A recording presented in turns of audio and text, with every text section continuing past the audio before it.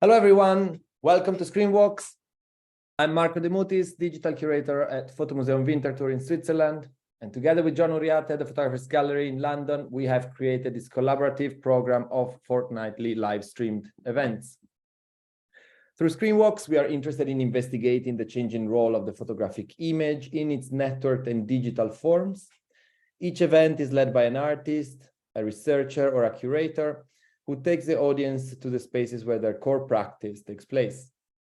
Screenwalks can be a live performance, a peek behind the scenes of an artwork, or a guided online tour, among other possible formats. We have hosted more than 60 Screenwalks events so far, and you can find video recordings of each one of them on our website and on our YouTube channel. If you have found Screenwalks useful for your professional or personal interests, please do consider subscribing to Folders. For €7, you'll support the program and its artists, and also you'll get your personalized folder on folders.screenwalks.com. There you will receive files and extra content from the artists and researchers and the team of Screenwalks. Now, some housekeeping information. Your microphone should be muted to avoid noise disturbances. If it's still on, please mute it now. We are recording and will be archiving this event. Please use the public chat to ask questions, or feel free to send a private message to John or to me, the Photographers Gallery or Fotomuseum Winterthur, and we'll bring it to the artists at the end of the event. And hello from my side too. I'm John Uriarte, curator of Screenwalks at the Photographers Gallery. Today, on the last event of the season, before taking the summer break, we will be looking into the politics of representation and simulation within video games. We will dive into different game worlds, exploring buildings, landscapes, and objects created by entertainment companies that aim to set their products in the Middle East and the north of Africa. Following British-Tunisian digital artist and designer Rayane Jemaa, we'll leave the perspective of the player to critically zoom in on game assets and reflect upon their meaning, process, and symbols. The virtual guided tour will be followed by Jemaa's process of screenshotting and reclaiming those game objects through a form of digital photogrammetry. We'll follow these scans as they come to life and abandon their game context and become part of Jemaa's ongoing archive of photogrammetric renders, which comprises his project, Is This the Middle East? Rayane Jemaa is a British-Tunisian digital artist and designer currently based in Switzerland. His work has a strong focus on archival design, specifically on representation in new tools and technologies. His recent ongoing project, Is This the Middle East?, investigates stereotypes and representation of the Middle East and North Africa in video games. It was a finalist project at the 2022 Swiss Design Awards. Dear Rayane, thank you so much for being with us. The screen is yours. Yeah, hi everyone. Thank you. Thanks for that. That was a good introduction to the project. I'm going to share my screen and go right in, I think. Yeah, so thanks for the invite. I'm very excited for this Screenwalk because this project is very. It was always very focused on the process, and you're used to showing the projects all nice and finished. But I was always very interested in documenting the process. And for me, it was almost just as important to show how I went about creating these scenes and how the whole process behind it. So it was a project that is. This project called Is This Middle East? It started as a sort of research project, 2020, and I was very interested in after COVID, going back to video games, like many people did, finding stuff to do, which I hadn't played in a long time, and so I was going back to these games that I was playing when I was a kid, except. I was very interested in. I was at art school, finishing my studies at EKL, and so I had a sort of critical, different way of viewing these games, which was interesting. And quickly, while I was playing them, I was noticing things I wouldn't necessarily notice when I was a kid, and specifically going back to these sort of like first-person shooter games, Call of Duty and CS:GO and everything. I was seeing them in a different way. Not only how were they made, but like you said, representation in within these games. And so that was the whole process. The whole research behind it was, okay, well, there's a lot of these games based in the Middle East, and I'm so I'm half Tunisian, half English. Very interested in the Arab world for a long time now, and when I was playing these games, I realized that, yeah, okay, there's a lot of games set in the Middle East.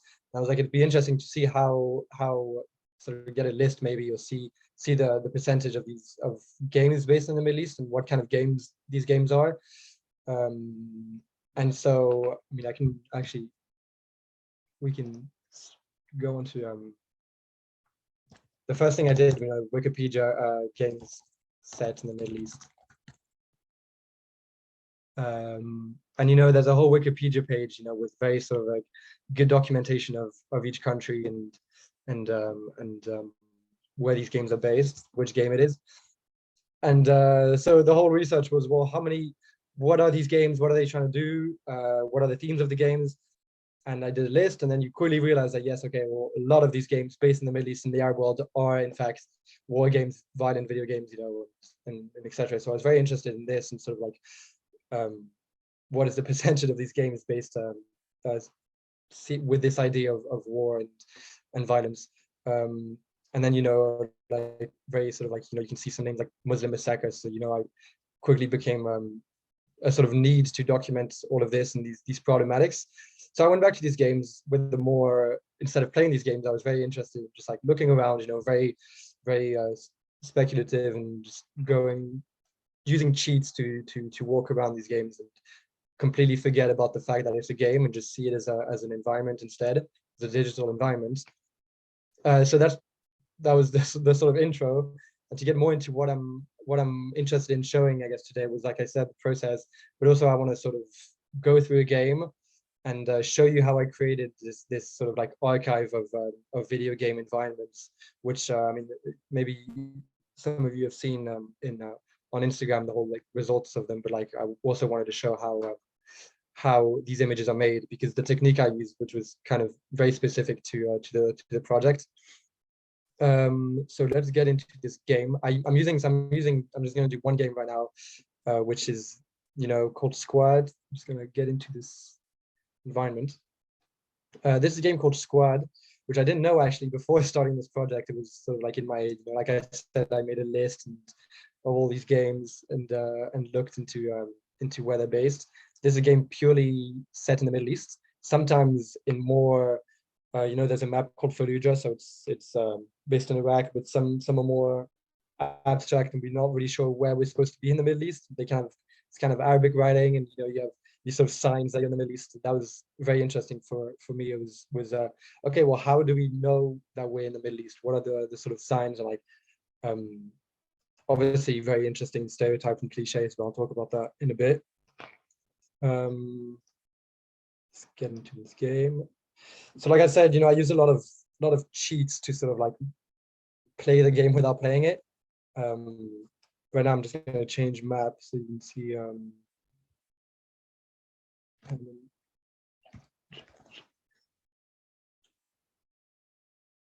Let me go, like I talked about Fallujah, I'll go into this one. So yeah, just exploring these games, going back, downloading a huge amount of games on my computer just to see and notice things that I wouldn't notice when I was a kid.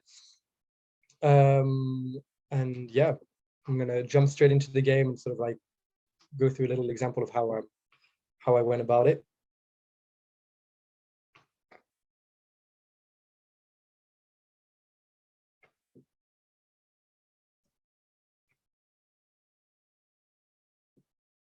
Yes, I'm just gonna skip all the settings, obviously, because what I care about is this, which is sort of like, just a no clip, so you can just cruise around, go anywhere you want in the game.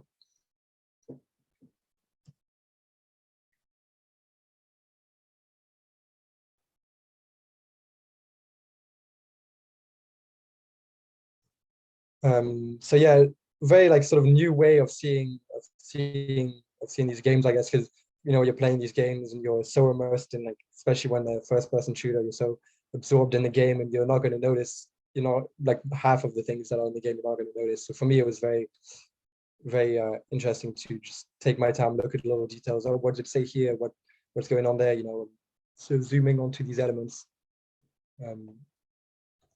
Obviously, you know, there's also an aesthetic aspect to these games that you kind of forget about when you're playing the game. Yeah, like I said, this is a map called Fallujah. It's a base in Fallujah. This is actually a mosque which exists in real life. See, not as they've completely destroyed it, obviously, and yeah. So yeah, you know, just going around, kind of showing you like quickly how I went about it, I guess, but seeing elements that might come up in other games, and the landscape, the visual language of all these games.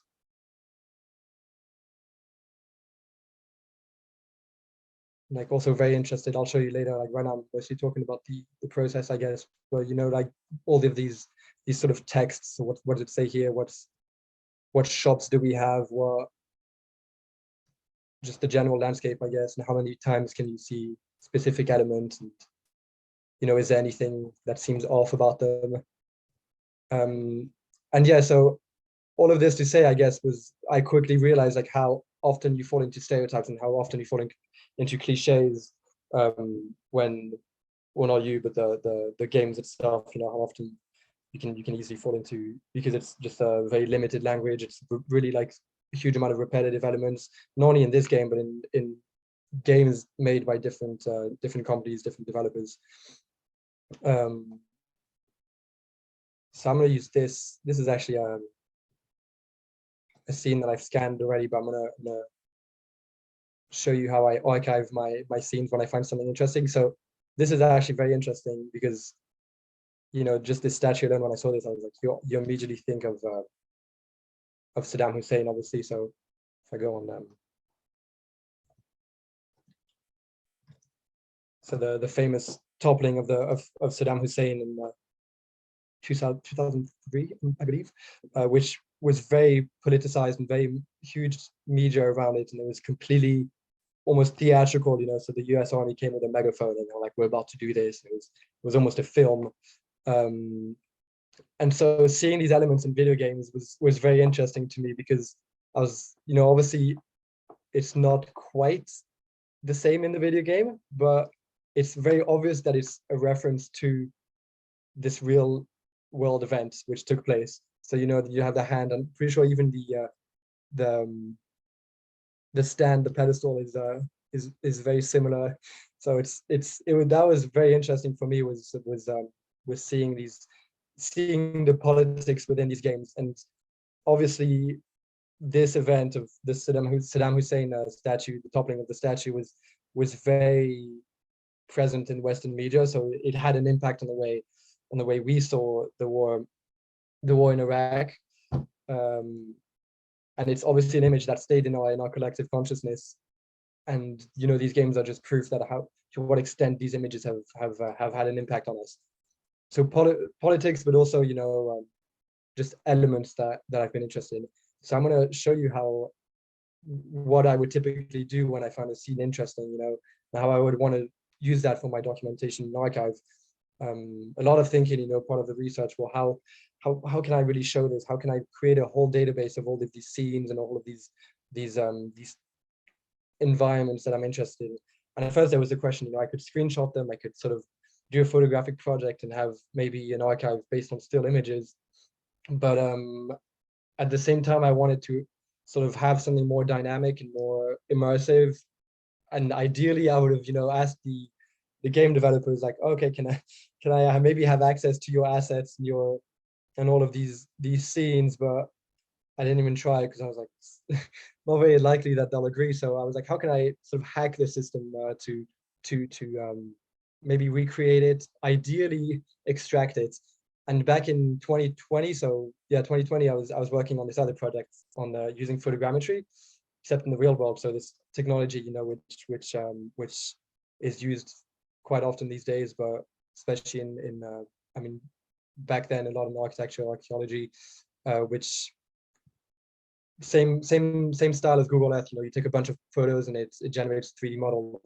To simplify it, I'm not going to go into the details, obviously, but used a lot in the physical world. And I was thinking, well, what would happen if I use this in a digital space? Would I be able to extract a 3D digital space? Would that be a possibility? So as soon as I thought about that, I immediately went for it. I took a bunch of screenshots as in the same you would do in the real world, take photos of an object or of an environment. So, move the camera a bit. And this was when this sort of like no clip hack kind of became very useful, because I can really go into places that you wouldn't be able to go in if you were just playing the games. So really trying to get all the details. Obviously, the more photos you have, the more detailed the final product, the final 3D model is going to be. But I'm going to kind of go through it more or less quickly, so I'm not taking too much time. So right now I'm moving the camera, taking a photo. As you can see on the top right, every time I take a screenshot, I have a little notification. I'm trying to also go through every angle. And there was a lot of questioning as well on that. Can I perhaps make this process automatic? Ideally, I would, because it's a very it can be a long process. So I was thinking, well, is there any way I can maybe make the camera move automatically without me having to move it around? Which is, since I didn't say it's an ongoing process, I'm still trying to look into it, obviously, because that would really simplify the way, I guess, of archiving these scenes and take a lot less time. But at the same time, you kind of want to do these things manually, because you kind of want to select certain parts. You need more photos of like this hand, for example. Otherwise, you're not going to see it because it's very fine detail.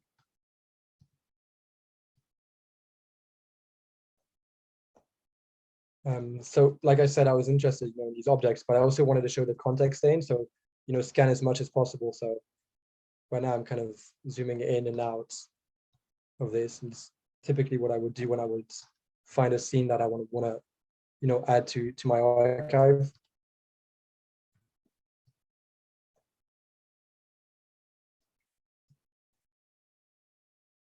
Also cars, I was very interested in cars. I'll show you later when I go through the archive, but, really trying to take as many photos as possible.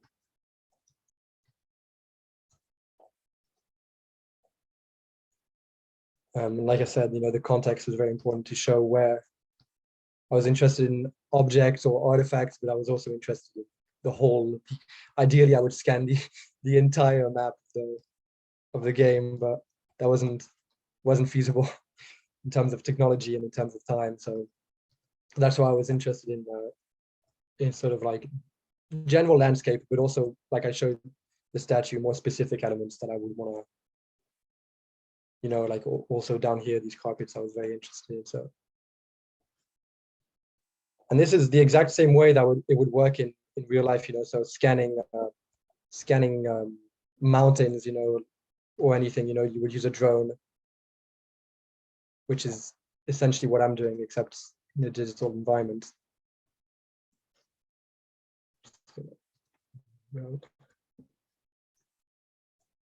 I'm doing it a bit quickly, so I'm hoping the 3D model is going to come out good. If not, at least you get an idea of what's happening. But typically when I would do it, I would really take my time, move the camera very slowly to get as much detail as possible. Because like I said, the more photos you have, the more details are going to come up in that 3D model.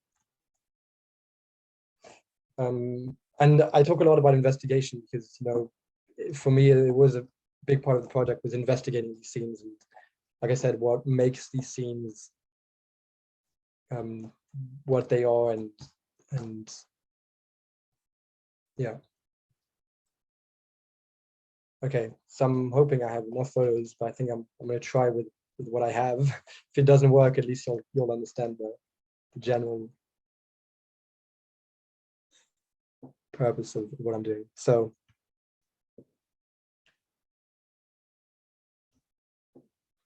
save that for later. So I'm going to open this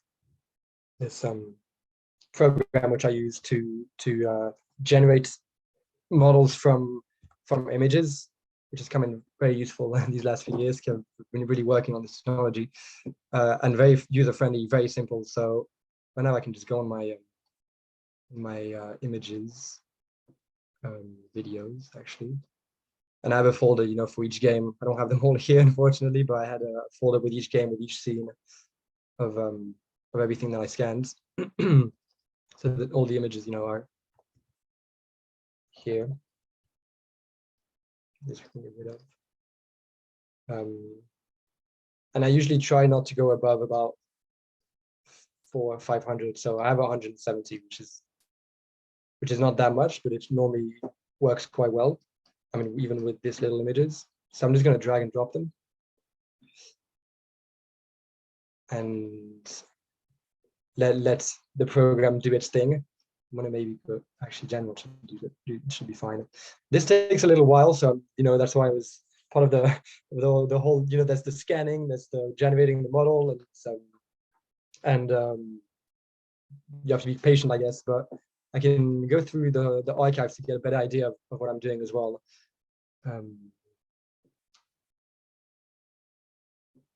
Maybe I can show this video actually. So actually, I'll show you the process.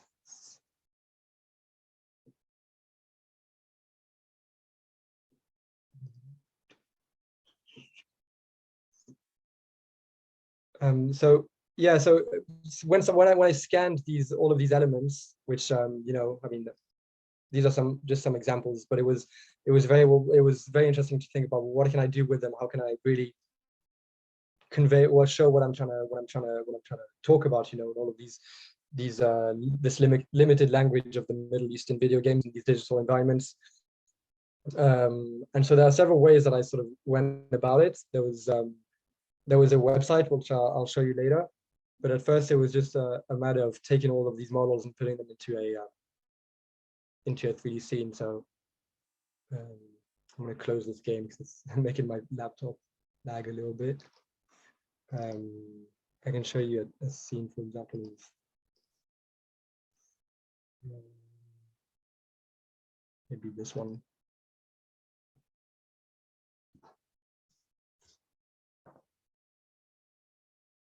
And like I said, so I was very interested in the landscape of them and the visual language, but also specific elements.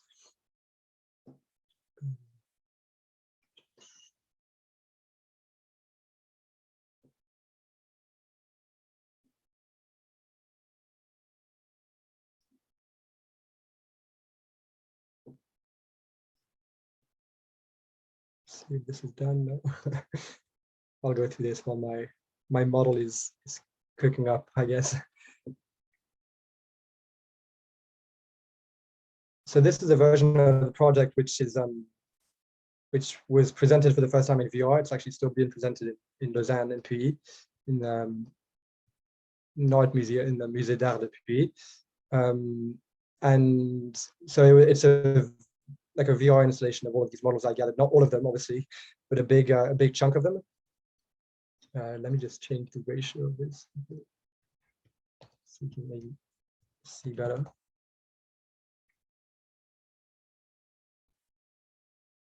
So yeah, so these are scans of different of these various games. I didn't say how many I scanned, but there was for now there are about 25 games that I'm interested in. I wish there were more, but there's technical limitations. So I wish I could go through this list of Wikipedia and download all of these games and scan all of them. Unfortunately, a lot of games very sort of like these games from the 90s, which would have been interesting to also see an evolution. But the technology, you have technical limitations where you can't necessarily fly through all of these environments using codes and cheats and everything. So I was a bit limited with that, but I still had access to a bunch of games which I'm trying to use as many games as possible, I guess, of games set in the MENA region, the Middle East, North Africa. So that this is a model. So for this VR installation, it was very sort of sort of collage of all of these scenes. So, and it was a very non-interactive version. So if I go on my main camera, the idea was to,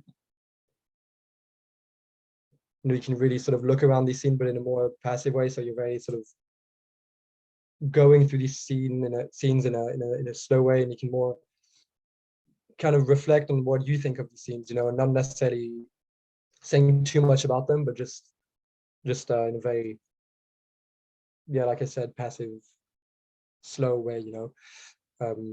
This is the most recent version of the project, which is a VR version, which I hadn't done. It was finished in I mean, one version was in 2021, which was a website, which I'll show. And I'm always sort of seeing what I can do with these models. So at first it was kind of like, I have all of these models, what can I do with them?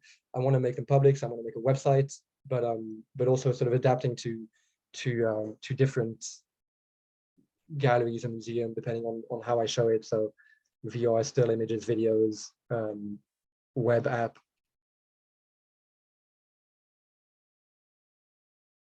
Let me see this. Yeah, okay, so this is great because I have 169 cameras which have been accepted, I guess. And if it doesn't understand, then it obviously tells you that one of the cameras didn't work. But right now all of them worked, which is great.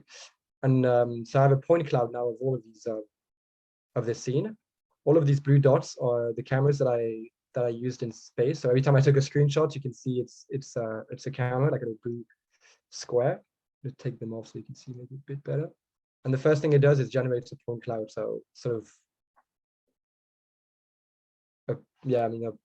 the model, more like dots in space to represent the space that I scanned. And after that, so I'm in a model generation. So this is when I generate the model. So there's 3 steps. There's first the point clouds, then the model, and then the textures, which come onto the model. This takes a little bit longer, so I'm going to go back to this 3D scene. And yeah, so it's kind of like as if we were walking around through these scenes, which are very sort of eerie, strange scenes where we're not really sure what we're looking at.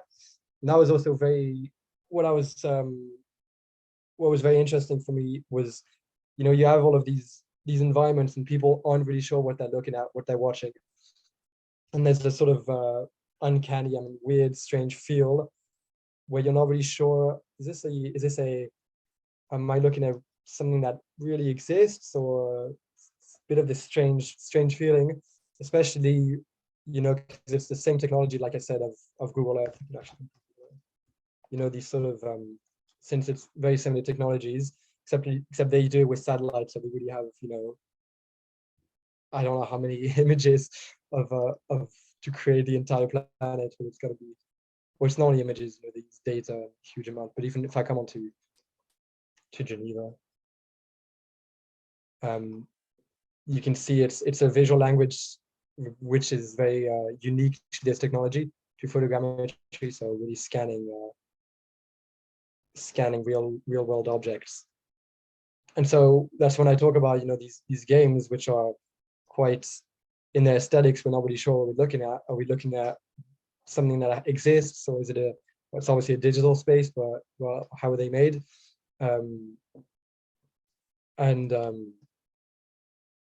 Yeah, so that was, the aesthetics of all of that was something that I was kind of was interested in.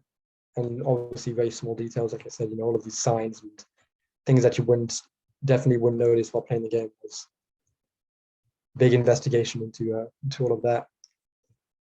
Texts, I'll talk about that after. So scanning things that are of interest for me was also these texts which are often meaningless, and they have Arabic writing, but it doesn't mean anything, or a huge amount of carpets. You walk into like here, for example, this is like a grocery store, but there's only carpets inside. It's all of these sort of like cliches and stereotypes that you wouldn't notice. Well, I definitely didn't notice until I was more engaged into this project.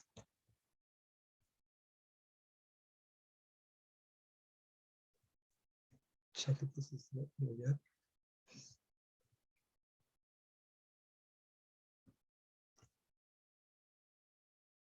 yeah, also these signs. So that's all of these signs that mean nothing, you know.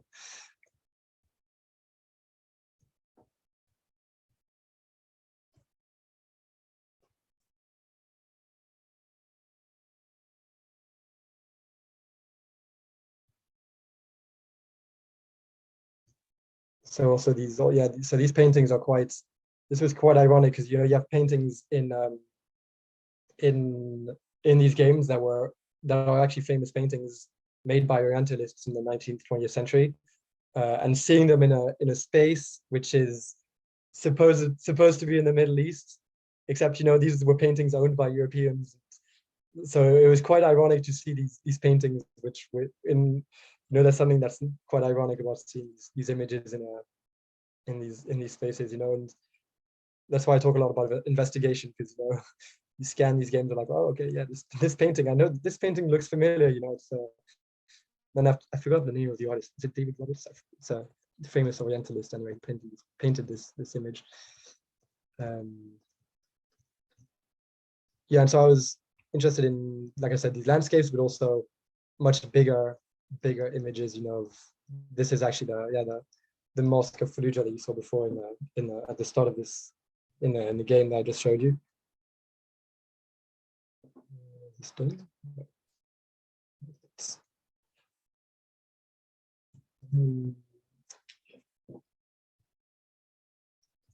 So scanning smaller bits, like I showed you before, of the statue, but also can also show you these aerial views.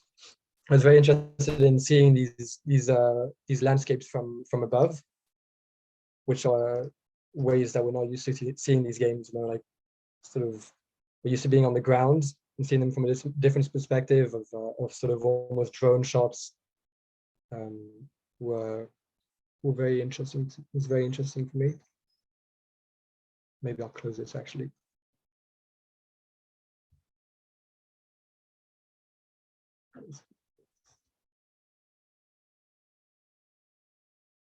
Okay, so this one's done. So this one worked quite well for the limited images that I used, you know, and so all of this is like stuff that it kind of understood, but it wasn't close enough. That's what I'm saying. Like the closer you are, the more details you have. But I was interested in these artifacts anyway, so I kept to really get to go with the aesthetics of these images. You know, we're not just looking at 3D models that I got online. You know, it's really the process that was of interest to me. And these sort of like artifacts is part of the process and of the technology that I used. So yeah, so see, this is the mesh, which is quite detailed, but once I add the texture to it, it'll be much more clear.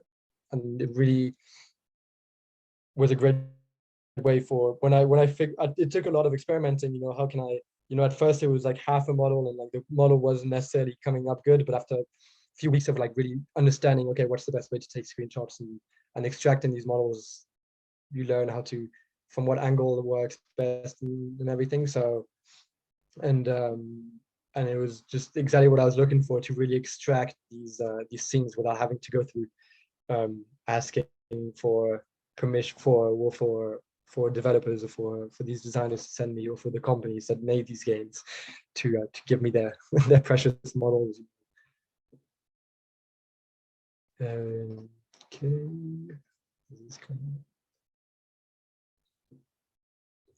Yeah, so the text is quite quick, so I can actually.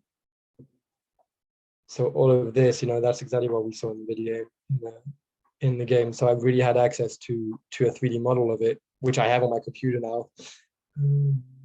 Hide the cameras.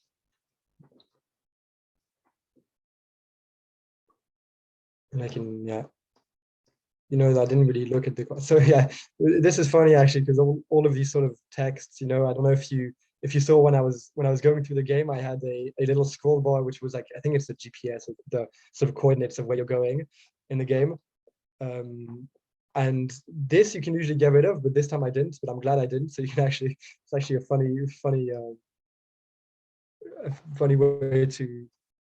thing to see, I think, because, you know, when I was doing it, at first I hid all of these elements. Some of them you can get rid of, So you, even in the final models, you have, so this I can't get rid of. This is the little tab that you could see on the right that said a screenshot was taken.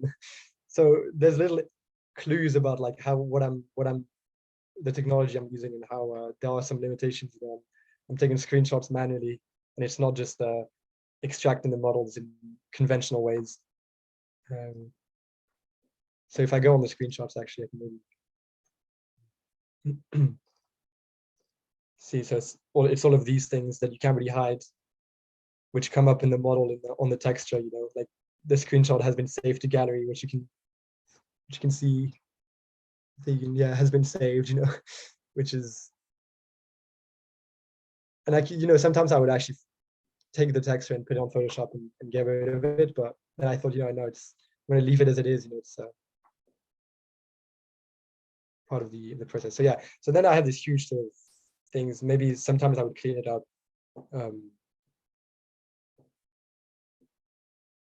a little bit, just to like cut around it, but I'm just going to export it and not go through it too much. But I'm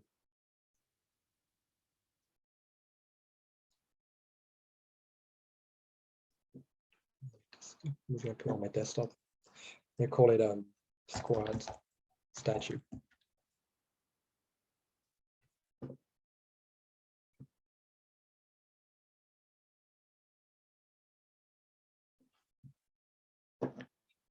So now I can close this, and I can show you that. So that's where I was looking at the beginning, those points of the data that I gathered. Anyway, so this can go.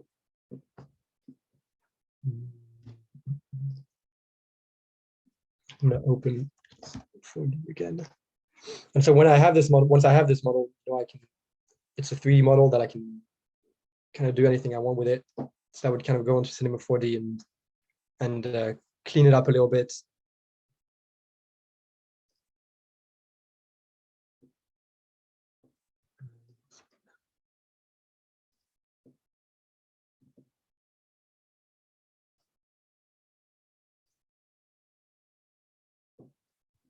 Yeah, so now I'm in a 3D software in Cinema 4D, and I have this 3D model that I perfectly managed to scan.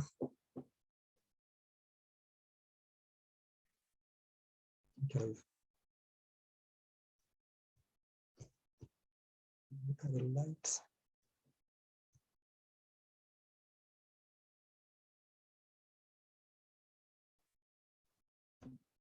And so that was the start of the having all of these models. What can I do with them? How can I show these elements and put them in evidence? So I was, you know, here I was interested in the statue because for me it was not, I wasn't necessarily taking random elements. You know, I was like, okay, well, in other games, do we see similar objects, similar elements? How many times does like I said, how many times can we see a carpet? How many times can we see a sign that says a specific word? You know, and when I saw some sort of pattern, and I saw some sort of repetition, then I would decide, okay, this is an element that I want to showcase, and I would do renders of these elements. So if I can show you.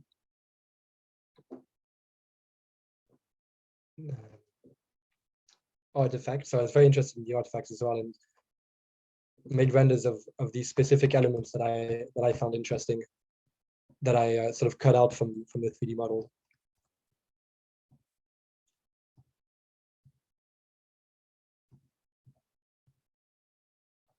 You know, paintings like I was talking about before, a lot of fountains.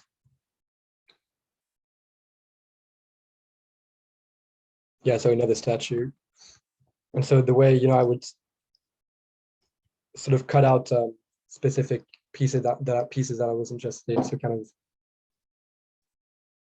you know, this statue is interesting.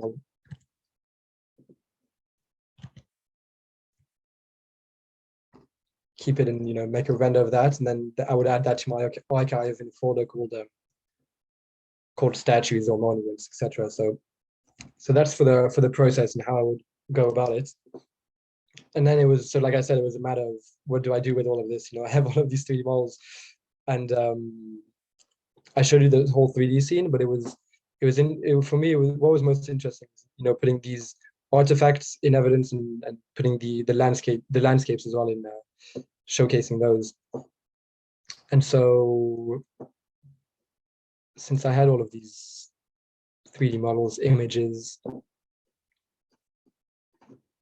I can show you this was the first, so the first thing I did with it was make a website of all this archive. It took about, it was a project that went about a year long. And this website it used to be, so it used to be online so anyone could access it, except, you have a lot of limitations when it comes to 3D models on the web.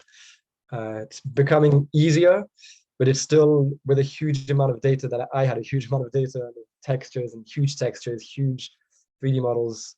Eventually it wasn't necessarily feasible to leave it on the web and have people wait 10, 20 minutes for everything to load. So right now this is a local website, which is a web app, where I would really use which is still evolving, which I say by I have access to all of these 3D models, and it's what can I do with them? But the main project is this website where I can add models, I can add images, I can see okay, maybe in 5-10 years, are we going to see anything different? Are the landscapes going to be any different?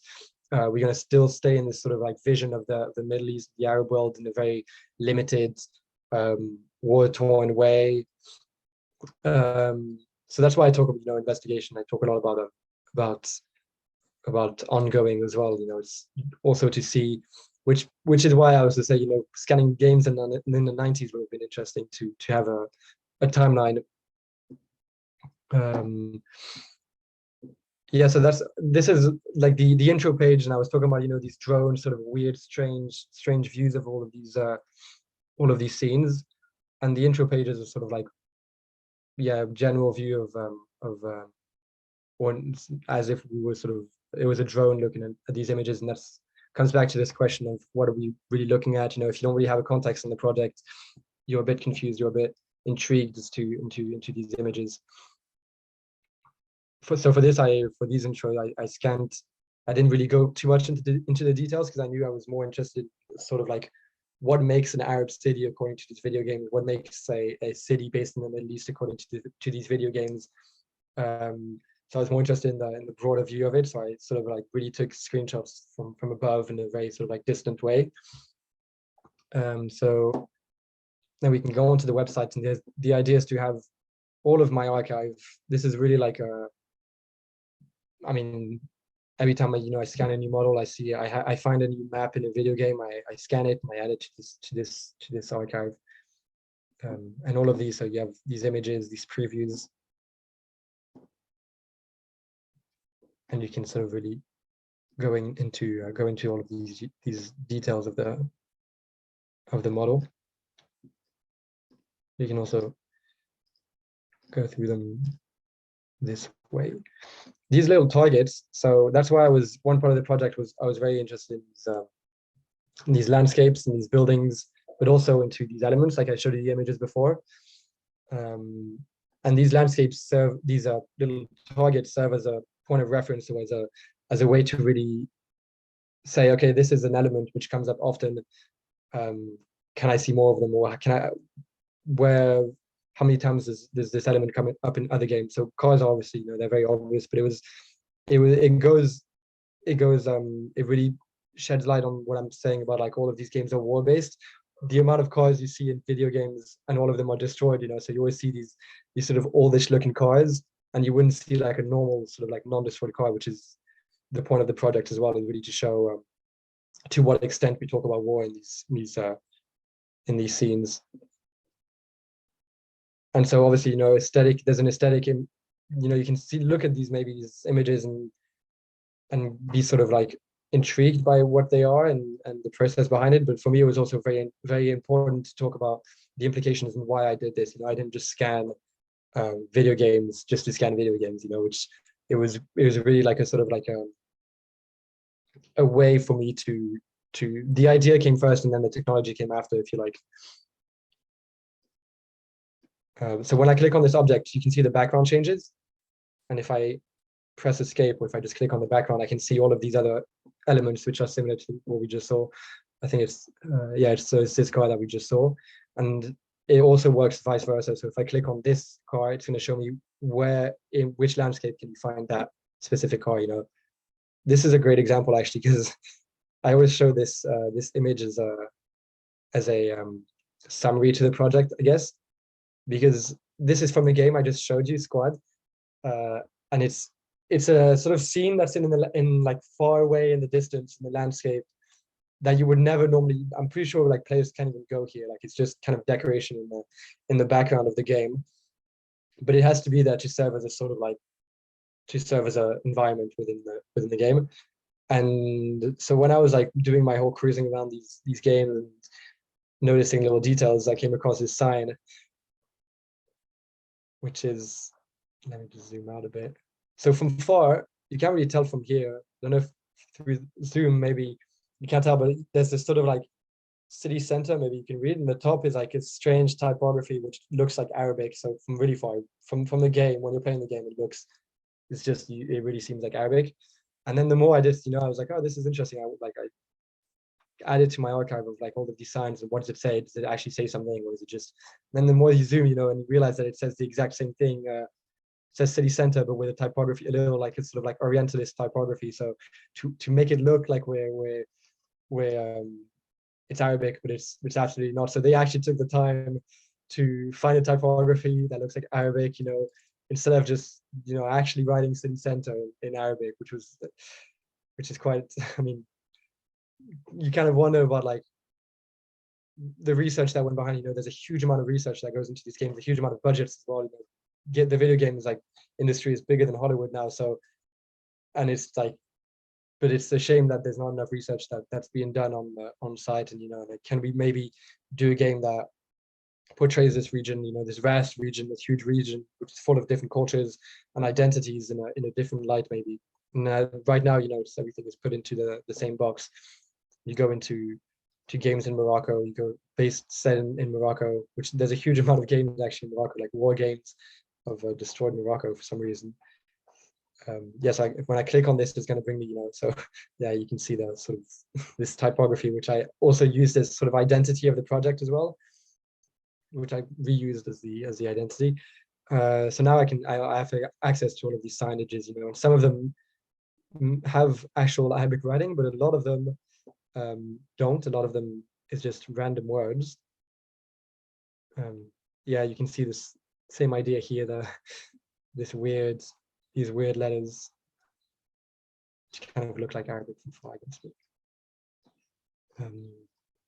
If I go back on signages, and so this is a list of elements that I can also add. So see, maybe since it's ongoing, maybe in a few years there'll be more elements.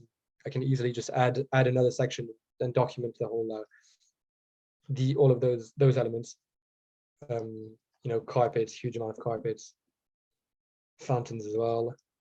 Monuments, I felt like there's not that many, but I felt it was interesting to even show just these three, because they're from 3 different games, and it's the same, like I was talking about, very clear reference to Saddam Hussein. So these sort of, this one's not online yet, but yeah, that's the model that I scanned before, but in more details. Carpet stuff here. And finally, oh yeah, and maybe also, so this section is just maybe you're wondering, I get a lot of questions about what does Mxopi mean. This is just a section that every time I refresh the page, you have a random word, and it shows you all of these, all of the times there was meaningless Arabic writing. So, this means absolutely half of these are not even Arabic letters. They're just symbols. That maybe this one. These are upside down Arabic writing. Yeah, this is upside down. So and Arabic writing is it depends on the way a letter looks, depends on which letter comes before and which letter comes after. So a letter can look differently based on the words.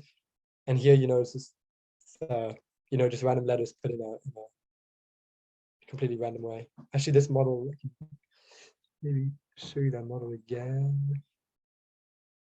This one.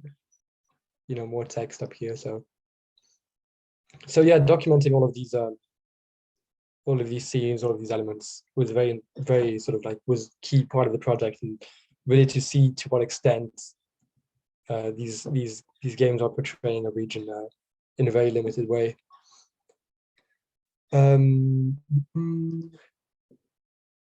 Back, yes. I can go through a bit more of these models, so you can.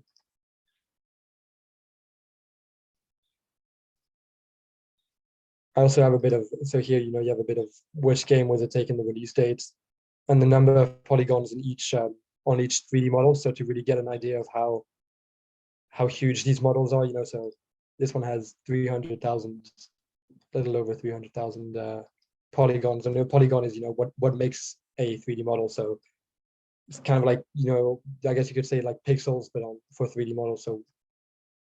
So the more polygons you have, the more detailed a 3D model is. So 300,000 is not that much compared to like maybe this one I think has 1 million. Yeah. This is from Call of Duty. So I don't know if anyone here played video games. Maybe you'll recognize some certain scenes from. This is Modern Warfare. Modern Warfare, I think, name of map strike. Call of Duty 4. Yeah, Call of Duty 4.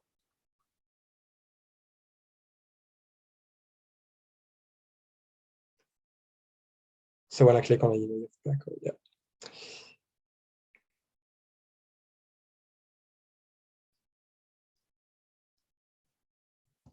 Can go back to my folder, perhaps.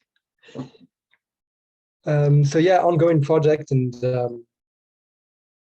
very interesting for me to show, I guess, the process. And like I said, I'm very from the start. It was always documenting it as much.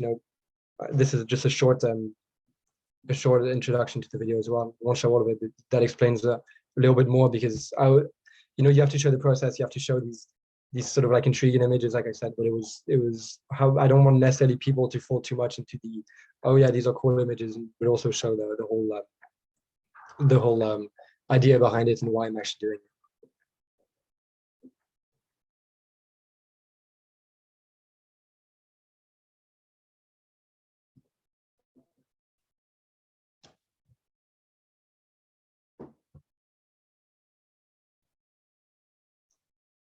And yeah, so it's it's a website, but it's also just the fact of having all of these 3D models on my computer, which was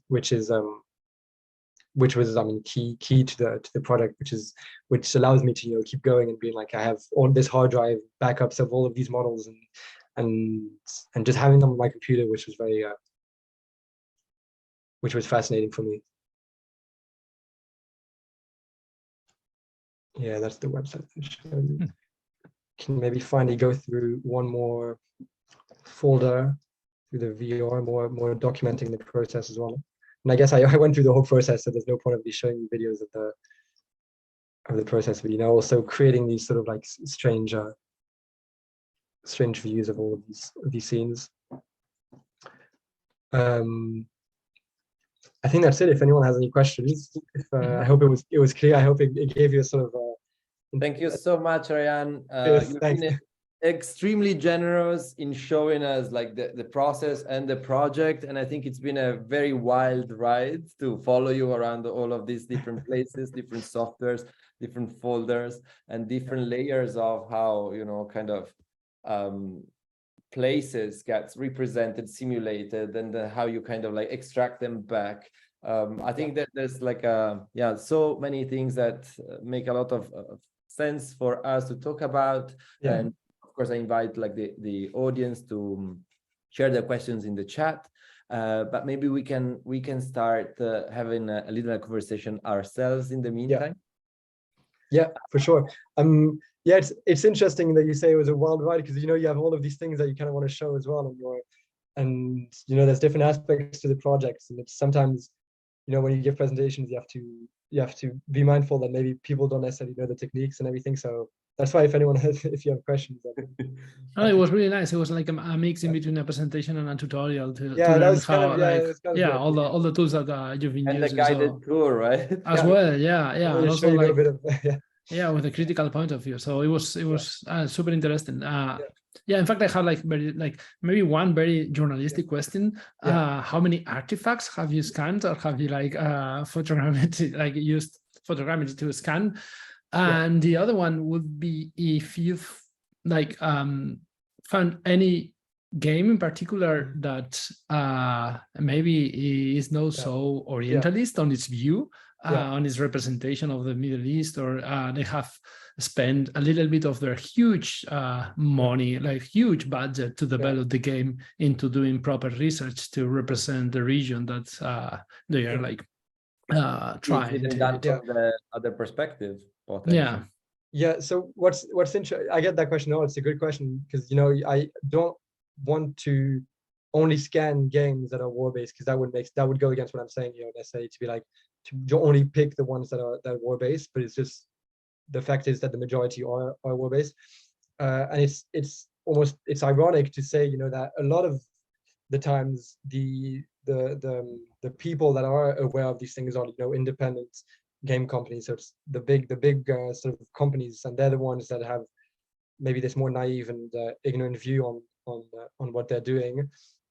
And independent video games, there's some great ones that are much more aware, and they're actually careful about what they're doing, and much more things that you're not necessarily used to seeing. That's interesting, because it's like a sort of, instead of connecting it to the possibilities. I mean, the big companies have the big budgets, while the independent ones don't have the budgets, but they still like take care of those aspects, while the big ones don't. So I'm even wondering if that's like, if it is like money related at all, or it's more of like really taking care of like being meaningful of those. Yeah, and it's issues that come up. I mean, they've always been present, and that's also why I talked about these paintings, because it was, you could see it in paintings, but it was much more, it wasn't as political, it was a sort of exotic vision of the Middle East and other regions, and then films have become, especially since after 9/11, huge, all of these representations, and now we're seeing in video games. I mean, now started a while ago, but it was maybe more dominant in films and paintings, even though it was less a different topic. It was more sort of like this exotic view of Speaking of which, like I was thinking, of course, I've seen also, that this topic, as you said, has been explored in different media and film and in video games. I'm thinking like Josh Bricker, who did this like in-game photography project called the Grand Tour of Duty, which was mostly done through a like photojournalist approach with screenshots of games. And in film, I was also remembering this this activist kind of performative act. I think it was 10 years ago on the set of Homeland. Remember, like there were some artists who started writing like Arabic text that was like saying something like Homeland is racist, and nobody knows, right? So it's kind of a different approach. I guess my question is like, your approach is also yet another thing, right? You're kind of like acting, yes, as a investigative journalist, but also very scientific. You create this this database almost, with this kind of precision. But now you've also shown us this other, I don't know if that's like an extension or like you're adding to the project. It's the newest version of it, or like a newest trajectory you're taking, where you're kind of like aggregating all of this into some sort of like surreal or orientalist gaze. And that's why that's why kind of like it's fascinating to have all of these like I said, all of these models on my hard drive, because it's so I can sort of adapt it. And while the project, I think this not the start, but like the home of the project in some sort of is this website, and I can really update, change, like the identity will probably stay the same, but it's a way for me to take them out of my hard drive and be like, okay, it's accessible, maybe not yet to everyone because of like I said, the limitations, but how I can also show it in a different way. So like I showed you the C4D, the Cinema 4D version of all of these different scenes viewed from above, and that was in VR, as in virtual reality, so people are more, it's less interactive, and it's much more, you're much more observing the scenes and maybe questioning what you're looking at. Whereas the website is more like you said, it's a database of all of these things. And also the archive allows to have like different dimensions to to the work in the sense of like one of them could be to look into like the relationships in between the different artifacts as you showed. Exactly. Not like you look at one car and then you see, or you check, like It you brings you back compare to, that to the rest, but the other dimension will be Exactly. like that time based, not like how all these artifacts and all these landscapes will look like in later on, like I don't know, like 10 or 15 years from now. For sure.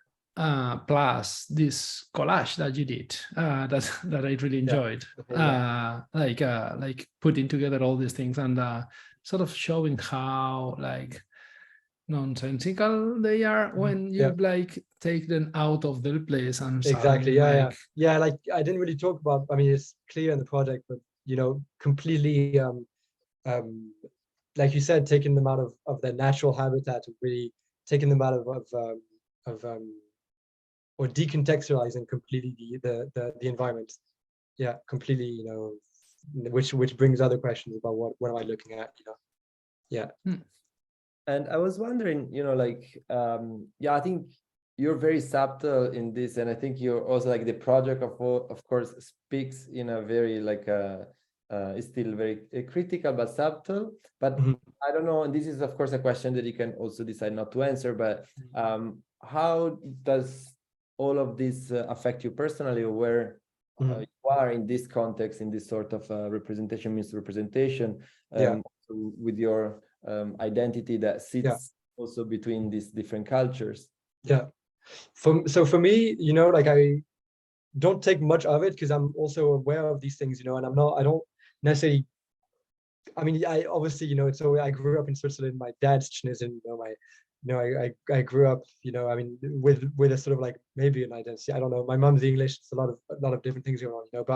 But I am quite aware of these things, and I was never necessarily the point of when I started the project. It was not necessarily to make it personal. I don't think, and it was very maybe it was to sort of criticize in a way, but it was also to let people, to make it accessible for people to sort of maybe bring awareness in some way, bring just question the entire thing. But yeah, me personally, I am critical of it, of course, but I wouldn't say, you know, like I said, I'm conscious of it, and I'm not necessarily offended. But it's for me, the problem is more about the impact that it could have, you know. So like I was saying, a lot of these games, you know, even in the US Army, some of, maybe not these ones specifically, but I know in the 90s, you have the US Army that were being trained on video games.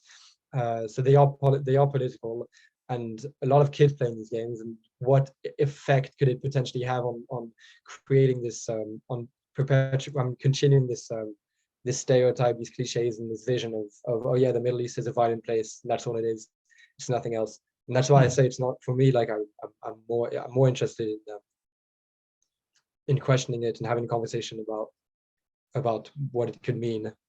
Does that answer the question? Yeah. No, sorry. No, I was just wondering also, as there's also a clear relationship between particular time in which sort of like the Middle East and North Africa became sort of like the evil for the Western world, and how this will evolve as well. I don't know. I was thinking on the current scenario on like with Russian invasion of Ukraine, and how this will be represented on video games, I guess. Of the present or which the future. So it's interesting they say that, because obviously, you know, you can see when you have other maps, you know, in Call of Duty, you have Russia or the Soviet Union that comes up often, and you can do an investigative project on that. So I'm not saying, you know, there's different regions being portrayed in different ways. I was interested in the Middle East because I didn't necessarily want to go too far, and I know more about the Arab world than I do of any other region. So that's why I was more specifically interested in that region. But yeah, for sure, I mean, you know, it's not to say that other regions, it's always, you know, this obviously this sort of Western view on other places, and you know, it's also made it, like I said, you know, it's completely political, of course. Wonderful. So I'm seeing comments and thanks coming both from Twitch and Zoom. Thank you so much. Really fascinating. Lots of thought on cultural representation and misrepresentation from Gile Angel on Zoom. And let me just read the ones from Twitch. So Physical Chemistry Studio says, fantastic overview. Thank you so much for sharing your process. My pleasure.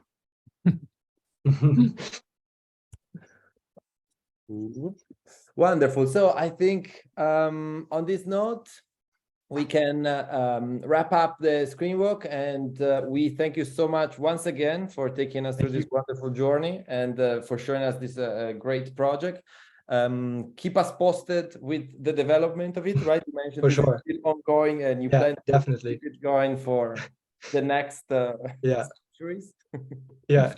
Or at least if they don't figure out that there's a way to extract their models and they somehow make it somehow create ways that you can't scan video games, and it's going to keep going. Yeah. Thank you from my side too. It's been super Thanks for interesting. Yeah, really, really nice to have you and to be able to go through not only through the work that you've done, but also through how you've done it and how you are doing it. So yeah, thank you so much. Thank you also to the audience here on Zoom and on Twitch. So this is the last screen walk of this, let's call it a spring summer season, but we will be back in September, and we are working in a very special event for September. So please stay tuned. We'll be announcing things.